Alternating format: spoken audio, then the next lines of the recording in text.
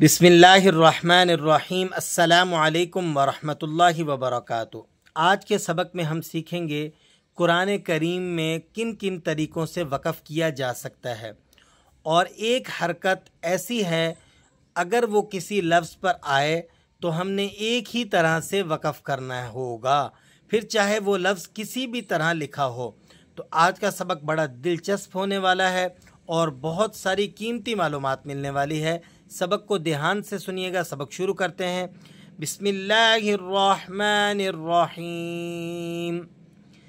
एक तरीका कुरान करीम में वक़फ़ करने का ये है कि अगर आपने किसी आयत पर वक़फ़ करना है जहाँ आयत मुकम्मल हो रही हो, मसलन यहाँ आयत का मुकम्मल होने का साइन मौजूद है, हमने यहाँ वक़फ़ करना है, तो हम नून पर लगी हुई हरकत को ख़त्म कर देंगे और इस लफ्ज़ को बग़ैर हरकत के अदा करेंगे।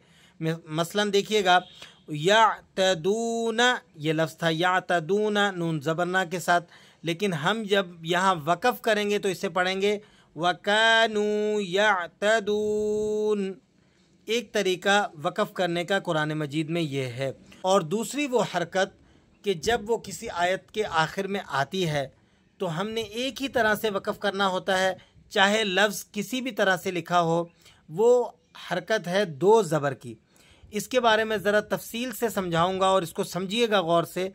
दो ज़बर की तनवीन जब किसी हर्फ पर आ जाए और वहाँ वक़फ़ भी हो रहा हो, यानी अलामात वक़फ़ मौजूद हो, मिसाल के तौर पे यहाँ तो मौजूद है तो हमने यहाँ पर वक़फ़ करना है। अब यहाँ दो ज़बर की तनवीन है तो यहाँ किस तरह से वक़फ़ होगा, याद रखिएगा। दो ज़बर की तनवीन में से आपने एक ज़बर को ख़त्म करना होता है और एक ज़बर को अलिफ़ के साथ मिलाकर पढ़ना होता है। जैसे हम यहाँ पढ़ेंगे, देखिएगा, सुनिएगा। लैसु सवाआ, सवाआ, हमने एक ज़बर ख़त्म की और एक ज़बर को अलिफ़ के साथ मिलाकर पढ़ा। यहाँ अलिफ़ नज़र आ रहा है आपको? नहीं नज़र आ रहा, लेकिन हम इसे अलिफ़ के साथ मिलाकर पढ़ रहे हैं, सवाआ।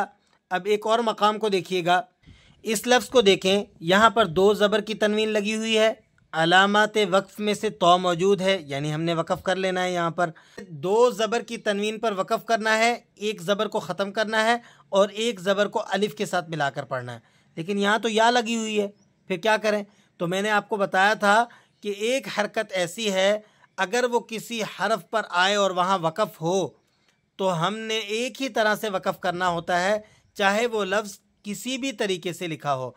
तो यहाँ अलिफ़ की जगह या मौजूद है, लेकिन हम पढ़ेंगे इसको उसी कानून के साथ कि एक ज़बर को ख़त्म करेंगे और एक ज़बर को अलिफ़ के साथ मिलाकर पढ़ेंगे। किस तरह से, सुनिएगा।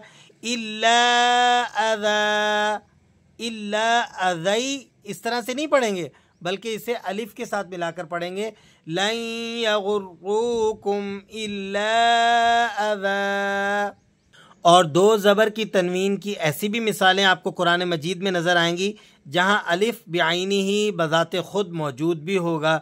जैसे इस लफ्ज़ पर देखें, यहाँ आखिर में अलामत वक़फ़ का तो मौजूद है और दो ज़बर की तनवीन के बाद अलिफ़ भी लगा हुआ है। तो हमने उसी कानून को अप्लाई करते हुए एक ज़बर को ख़त्म करना है और एक ज़बर को अलिफ़ के साथ मिलाकर पढ़ना है। किस तरह से, बिनिअमतिही इख़वाना, इख़वाना। तो उम्मीद करता हूँ आपको दो ज़बर की तनवीन का मसला अच्छी तरीके से समझ में आ गया होगा। दो ज़बर की तनवीन जब किसी आयत के लास्ट में आए तो वहाँ आप वक़फ़ करेंगे, तो एक ज़बर को ख़त्म करके और दूसरे ज़बर को अलिफ़ के साथ मिलाकर पढ़ेंगे। फिर चाहे अलिफ़ मौजूद हो या ना हो, या अलिफ़ की जगह पर या मौजूद हो, हर सूरत में आपने इसे अलिफ़ के साथ ही अदा करना है। तो ये दो तरीके आपको कुरान मजीद में वक़फ़ करने के समझ में आ गए होंगे। अब मैं आपको एक और तरीका समझाता हूँ। देखिएगा, कुरान मजीद में वक़फ़ करने का एक तरीका ये भी है कि जब किसी आयत का आखिरी हरफ गोल ता हो, जैसे यहाँ आपको नज़र आ रहा है, तो गोल ता जब किसी आयत का आखिरी हरफ होगा, हम जब उस लफ्ज़ पर वक़फ़ करेंगे तो उस गोल ता को हम हाथ से कन्वर्ट करके, हाथ से तब्दील करके पढ़ेंगे। अब यहाँ इस लफ्ज़ को सुनिएगा, व इन्नमा तुवफ़्फ़ौना उजूरकुम यौमल क़ियामत। अब ये लफ्ज़ क्या था, क़ियामती, तो इसको साइलेंट मोड में, स्टॉपिंग मोड के अंदर क्या होना चाहिए था, क़ियामत। لیکن ہم اسے چینج کریں گے، گول تا کو ہم چینج کریں گے ہا سے اور اسے پڑھیں گے قیامہ، یوم القیامہ۔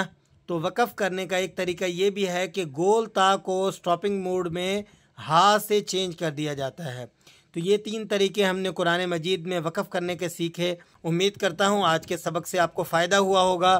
دعاؤں میں یاد رکھیے گا، ہماری حوصلہ افزائی کے لیے ایک لائک ایک شیئر لازمی کیجیے گا۔